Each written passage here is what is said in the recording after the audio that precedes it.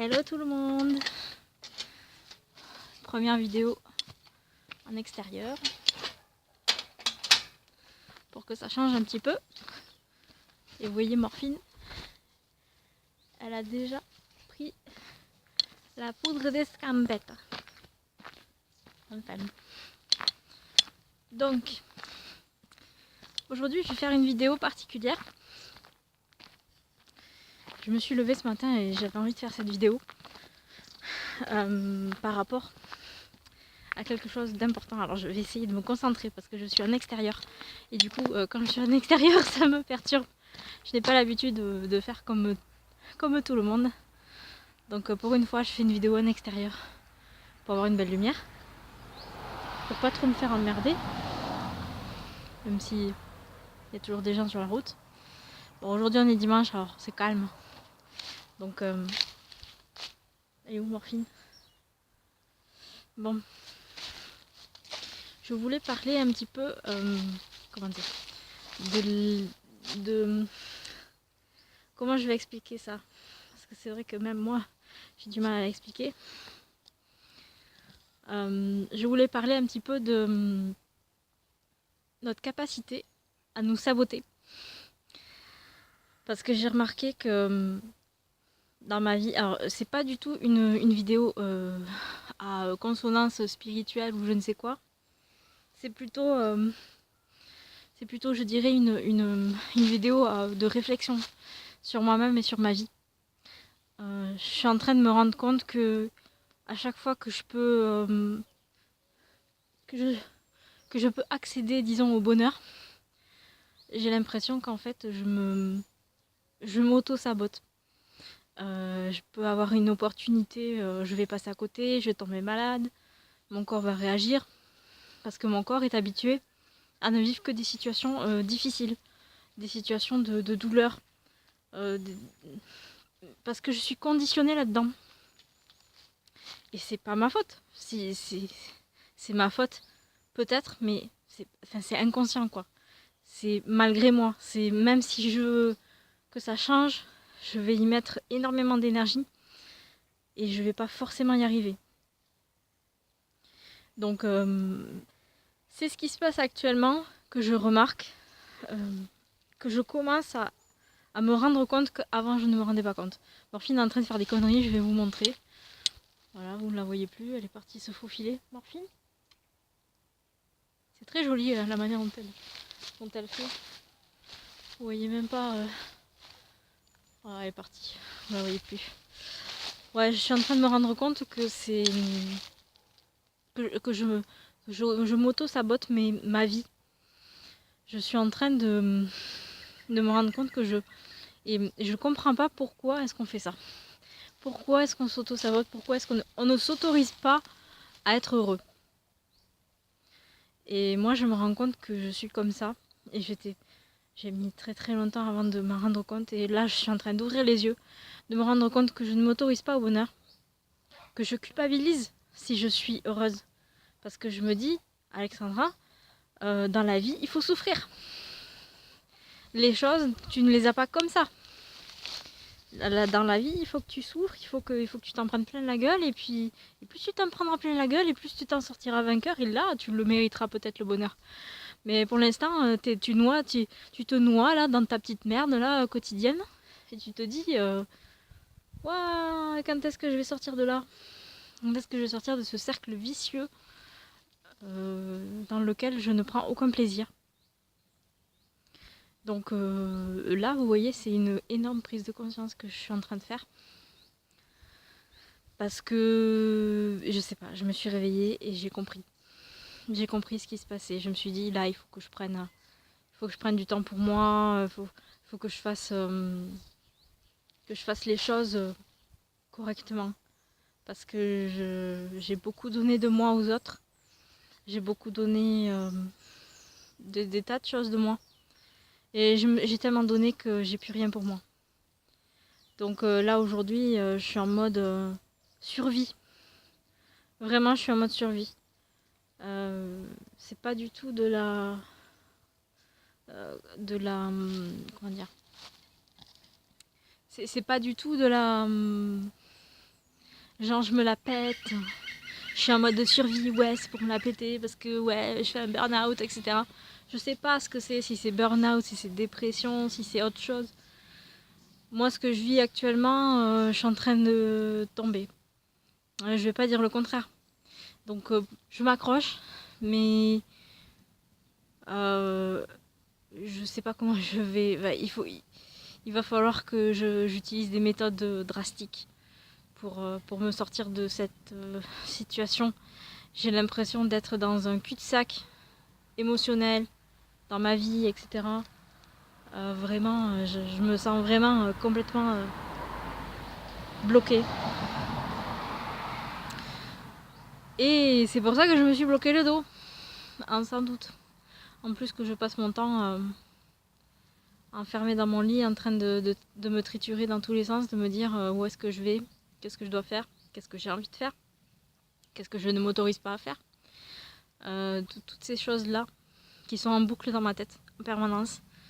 Donc si vous vivez ça, vous savez à quel point c'est un enfer et à quel point personne ne peut le voir parce que tout le monde croit qu'on va très bien. Donc c'est pas parce que je souris sur les réseaux sociaux ou que je fais des photos où je fais la belle et tout, que je... Non, franchement. Et ça aussi, vous voyez, c'est quelque chose qui m'a beaucoup fait tilt. Je me suis rendu compte que les personnes qui sont sur les réseaux sociaux, c'est vraiment... c'est pas la réalité. Ce qui se passe sur les réseaux sociaux, c'est pas du tout la réalité. Et je me rends compte que c'est idéalisé. Les gens font des super photos, on croit qu'ils ont une super vie. Puis en fait, la réalité, c'est pas du tout ça. Et les gens, en fait, je dis pas qu'ils ont une vie de merde. Parce que là, ça fait celle qui arrête pas de dire que ouais, la vie c'est de la merde, etc. Non, c'est pas ça. Mais je trouve que les gens poussent le truc à fond dans l'histoire d'avoir une belle photo, de raconter des choses et tout, de faire genre ouais, je fais le tour du monde, ouais, je suis en vacances, ouais, regardez ma vie, ouais, regardez ce que je mange. Wow, wow, wow. C'est genre regardez-moi, regardez-moi, regardez-moi. Parce que j'ai besoin d'être aimée, parce que j'ai besoin d'être admirée, parce que sinon je ne vaux rien. Donc voilà, c'est ça en permanence et moi je suis pas trop d'accord avec cette idée-là des réseaux sociaux. Donc moi j'étale la vérité et quand je suis pas bien, je ne mets rien sur les réseaux sociaux parce que je pourrais péter un câble, je pourrais dire des choses que je pourrais regretter. Même avec les personnes, je me protège des personnes. Généralement, quand je suis pas bien, je ne leur réponds pas. Je fais silence radio et je reviens quand je suis plus agréable parce que je suis capable de dire des choses que les personnes peuvent très mal prendre. Et après, les personnes, comment elles réagissent, parfois le prennent très très mal, parfois comprennent, mais il n'y en a pas tant que ça parce que généralement, et puis en plus ceux qui me connaissent depuis très longtemps, ils doivent se dire mais Alexandra a toujours été comme ça, elle fait tout le temps la gueule. Oui, donc perdez quelqu'un que vous aimez très très fort, que vous avez vécu toute votre vie avec, que vous êtes en phase de reconstruction, parce que c'est vraiment ce par quoi je passe, je suis en phase de reconstruction, perdez ça, comprenez ce qui se passe, quoi. Enfin, les choses qui se passent à l'intérieur de nous et de ce qui se dégage à l'intérieur que personne ne voit. Moi j'ai envie de le dire parce que c'est sur les réseaux sociaux, il n'y a que des trucs positifs. Et je suis pas là pour saper l'ambiance, mais je veux juste montrer que derrière ce masque de positif, il y a des fêlures, il y a des douleurs, il y a des choses qui nous marquent, des traumatismes. Et on veut pas forcément les mettre en avant parce que ça se fait pas, parce que c'est tabou. Voilà, donc on passe notre vie à être, comment dire, à masquer les choses et à faire croire que tout va bien, etc., que c'est la belle vie, etc. Non, c'est pas la belle vie. Mais j'avais surtout envie de faire une vidéo pour parler du fait que dans la vie, on a tendance, enfin moi je me rends compte que j'ai tendance à m'auto-saboter. Et sans raison. Juste parce que en fait, dans la vie, on a toujours eu le même fonctionnement qui est qu'il faut souffrir pour mériter quelque chose. faut souffrir pour être belle, si vous voulez. Mais surtout, il faut souffrir pour obtenir. Et si on n'obtient pas, forcément, on ne le mérite. Si on ne souffre pas, on ne le mérite pas. Et moi, je trouve que c'est pas très... Non, c'est pas ordinaire. Vous voyez, moi, quand je réfléchis à la vie, je pense à certains qui m'inspirent, qui me donnent envie de continuer de vivre. Enfin, continuer de vivre. C'est un grand mot, c'est une grande phrase. Je veux dire par là des personnes qui m'inspirent, qui me font comprendre que peut-être une autre vision de la vie est possible. Moi, quand je vois Iris Mittenard qui arrête pas de dire que tout est possible, que si on y croit, si on a la force, si on se sent vraiment motivé de tout ce qu'elle fait, je trouve que c'est vraiment... elle a pas tout en claquant des doigts, mais quasiment, quoi. Elle a une niaque, elle a une force, et je sais pas où elle va trouver cette énergie. Bon, elle a pas vécu peut-être des choses aussi dramatiques que moi.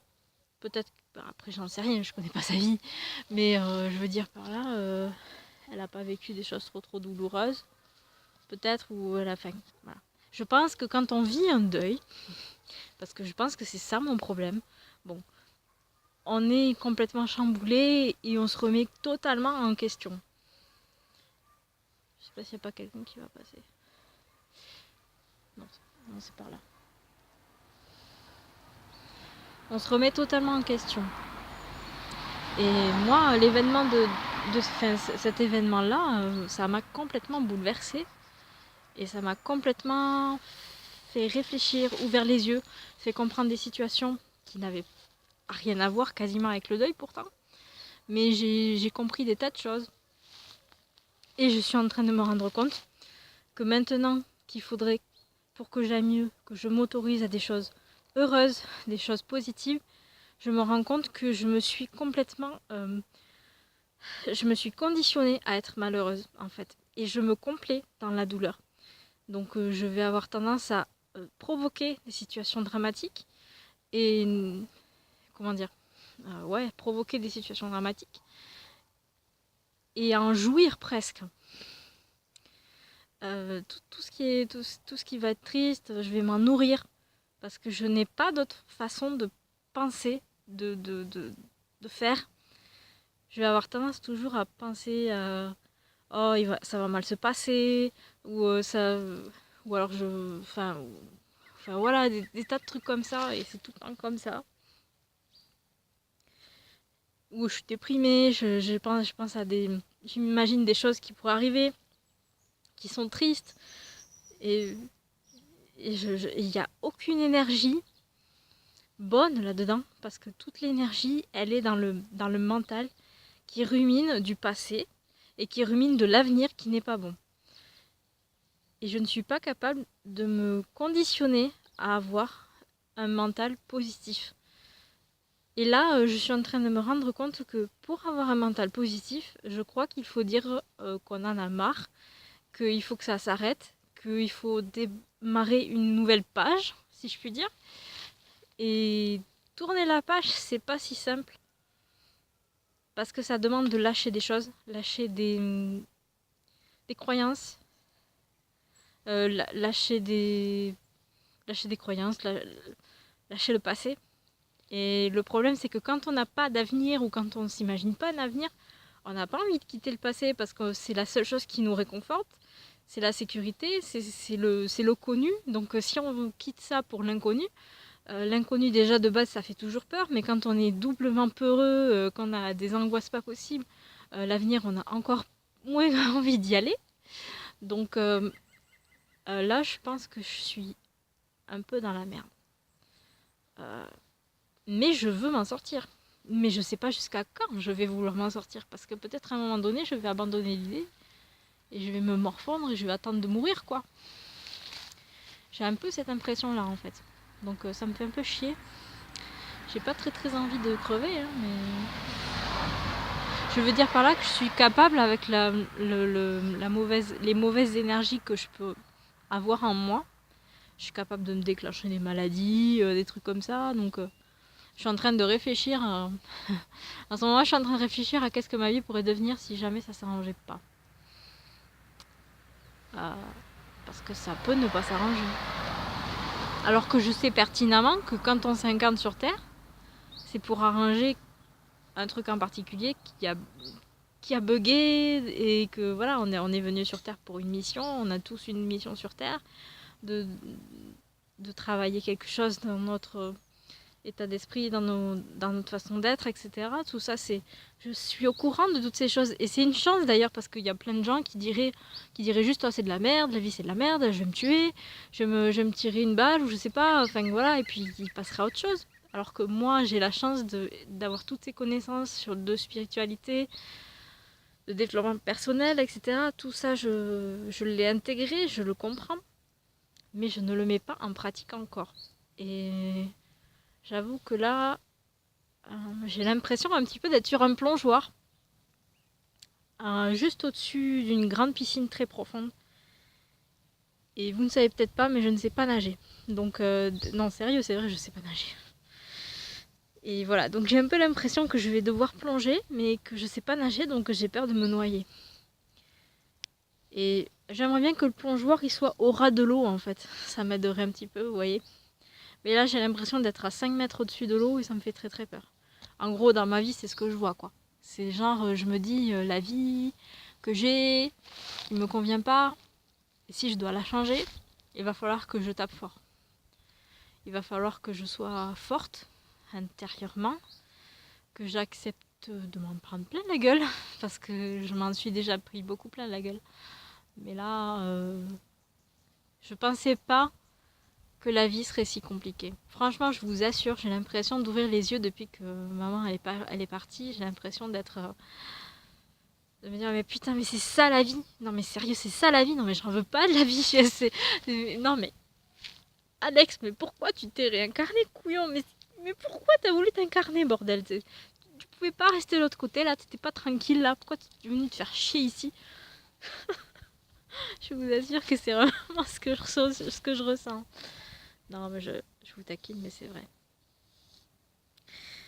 Ouais, donc voilà, c'est vraiment ce que je ressens et je trouve que c'est triste. N'est-ce pas? Bon, ça va, je vous ai pas donné envie de vous tirer des balles. Non, mais c'était important pour moi de faire une vidéo. Déjà, en extérieur, parce que pour une fois, j'ai fait une vidéo en extérieur. Oh, mon Dieu! Oh mon Dieu! Et vous savez qu'il est midi et que je suis debout depuis 4h du matin. Non, mais sérieux, vous vous rendez compte? Je suis en train de devenir...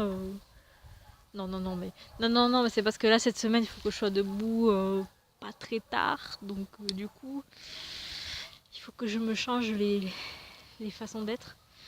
Et ça me fait chier. C'est les premières choses qui commencent à me faire chier. C'est de me conditionner autrement. De reprogrammer des trucs.